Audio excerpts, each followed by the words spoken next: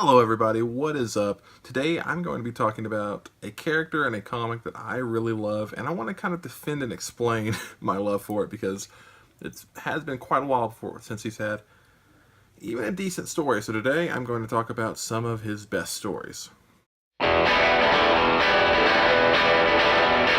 So yeah, last week I did a review of what was Spawn Kills Everyone or whatever. It was a little chibi Spawn story. And Spawn, as much as I love the character, it's a character that hasn't had a good story. Well, I take it back. Had a good story a couple of years ago, but the majority of his tenure as one of the main characters back in the 90s, and then his kind of fall from grace, and a little bit of resurgence and fall back. It's been a lot of ups and downs, and not a ton of incredible stories, but today I want to talk about some of my favorites and some of the best Spawn stories. Spawn is the character that I think has the coolest, or at least one of the coolest backstories, one of the coolest ideas of a character, and always has great writers and great work. Though Todd McFarlane does get carried away with a lot of his stuff, and I think he's an incredible creator and one of my favorite artists. And when he's on and telling a good story, I think he can tell a great story, but he gets carried off on stuff. So, without further ado, I want to talk about some of my favorite stories. First off, I wanted to talk about a story that's pretty recent, which is Spawn Resurrection, which is Paul Jenkins writes the majority of it with John Boyd and a lot of art, and Todd McFarlane picks up towards the end there because I'm not exactly sure Paul Jenkins left the project, don't know why. Anyway, I tell the story of Al Simmons coming back as Spawn and taking the role of Spawn. He had been in hell, dead, crucified, long story. Comes back at the end of, I can't even remember what issue I think 250, and then there was a one-shot for Spawn Resurrection. And then started Paul Jenkins' run, which was him coming back and finding out what's going on with Wanda, finding out what's going on. And it was a really fun, interesting take on the character. Sadly, it was cut kind of short, like I said, with Jenkins leaving the project. McFarlane taking over. Not bad, but a really, really good read, and a really recent one just from, a year or two ago. Really great artwork throughout, a fun story, one that's more resonant with today's culture. And overall, I think it's one that a lot of people should pick up, and a lot of people didn't give it a chance, but I really liked it. So Spawn Resurrection, if you have a chance, pick it up. It's just a really fun story. And plus, it's Image, so as always, Volume 1's like $10, so you can't really beat that. So yeah, Spawn Resurrection is incredible. Going back to kind of the early days of Spawn, something I loved, the Spawn animated series, one that a lot of people watched it, loved. Growing up, I wasn't necessarily allowed to watch it, but I remember seeing it here and there, and then older, picking up. I've always compared to, and especially season 1 and 2 is incredible. It's, I would say quality-wise up there with Batman the Animated Series, like an adult Batman the Animated Series, at least for season 1 and 2. It kind of goes, again, off the rails, which is kind of the problem with Spawn and all. Everything Spawn does starts off really cool and doesn't follow through.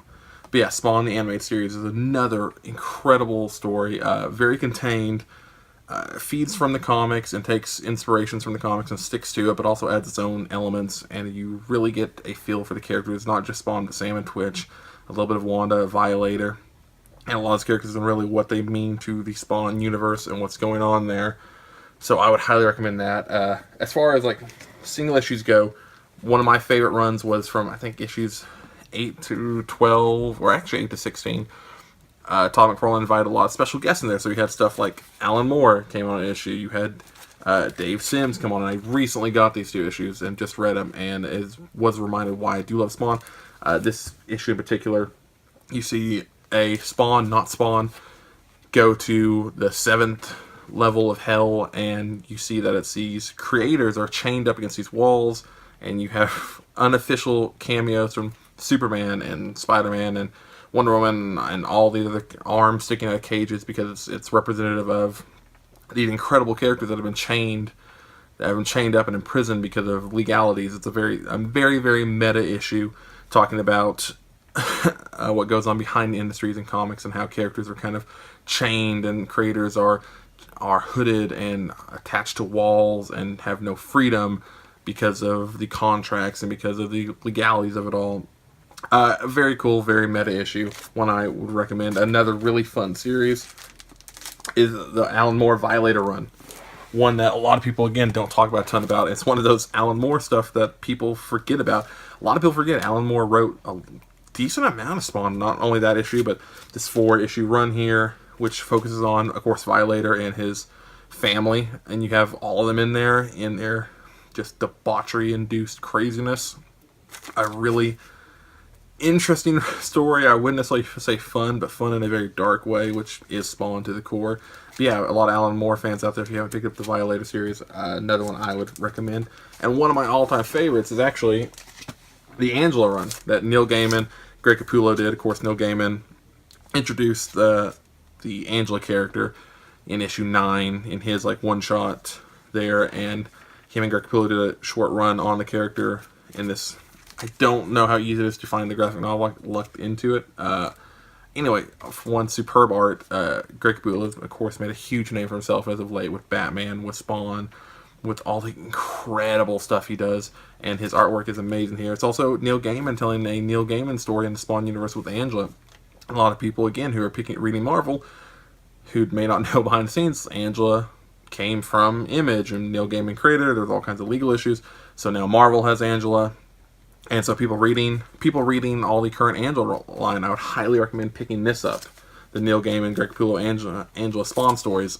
They are really fun and really good.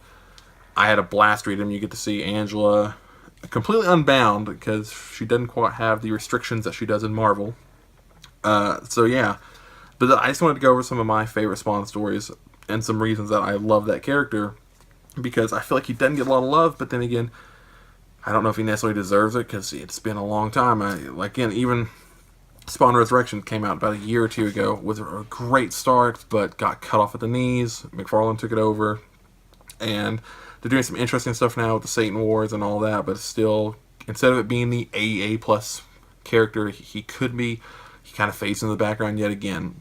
So tell me out there, what are your feelings on Spawn? It's a character I always wanted to see have a big resurgence, and it seems like every time he's about to, again, he gets cut off at the knees. That seems to be the story of Spawn.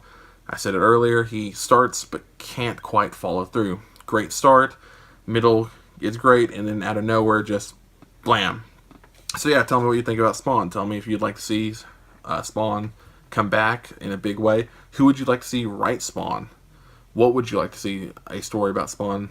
Like, what would you like to see? I mean, there's a million amazing creators I would love to see tackle a Spawn story, given freedom to do what they want. But of course, it's hard to do because Todd McFarlane is he holds on to that character, and rightfully so. I mean, that's his baby. That's the character that really, defined Image for its, first 10 years or so as far as sales-wise. Like, Spawn, they're the reason why Spawn was #1 for a long time. Spawn was beating Batman, Superman, and everything at Marvel for a long time. They're the reason why. But, again, he's kind of fading in the background. I want to see him come back in a big way, and just wanted to let you guys know why I like Spawn, because I've had a few people ask me, why do I talk about Spawn a lot, why do I defend it? The character I love was also the first comic that I ever picked up, ever, really. I remember my cousin gave it to me, so yeah, and then led an Umbrella Academy and all other stuff, and I've talked about Spawn on the podcast. So yeah, I wanted to make a quick video about some of my favorite Spawn stories. Tell me what yours are. Until then, I will see you guys in another review, video, podcast, music, video, something. I will see you guys later. Have a great day.